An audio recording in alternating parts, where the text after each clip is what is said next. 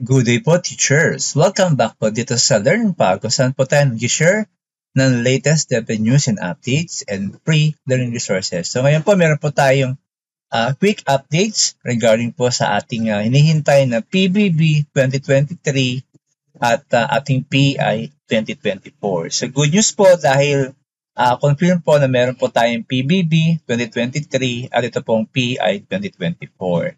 Dahil ito nga po, itong Executive Order number 61, Series of 2024 ay mayroon na pong binubuong technical working group para po magkaroon ng guidelines para po sa pagbibigay ng PBB and PEI. So sabi po dito na ito pong working group ay kailangan pong streamline and simplified po yung government performance management and incentive systems.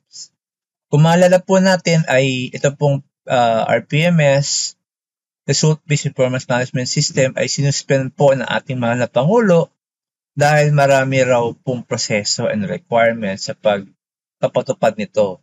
Kaya ito po ay kanyang pinospone muna para po magkaroon ng time para po i-simplify at streamline ito pong pagbibigay ng ating performance-based bonus. So maganda po to sa atin since alam naman po natin na talagang very tedious po and marami pong mga requirements yung hinihingi para po sa ating performance-based bonus from the employee, school personnel, and then sa division hanggang regional hanggang national. So marami pong mga criteria. And then next po is the amounts allocated for the grant of the fiscal year 2024 PI have been comprehensively released to government agencies pursuant to EO number 80, series of 2012.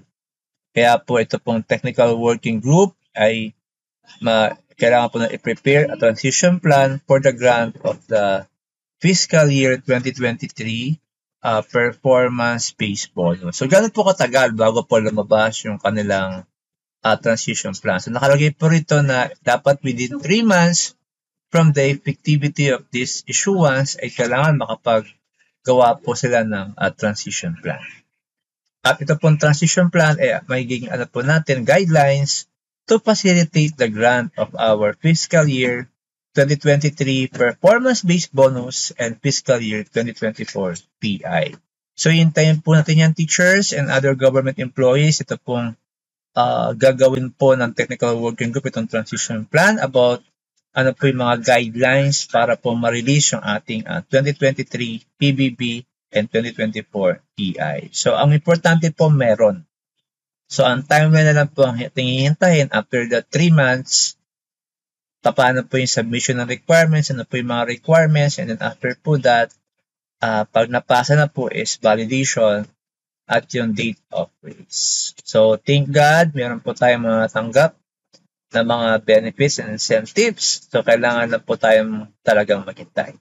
So, yun lang po muna, teachers and other government employees. Salamat po sa inyong suporta at pakikinig.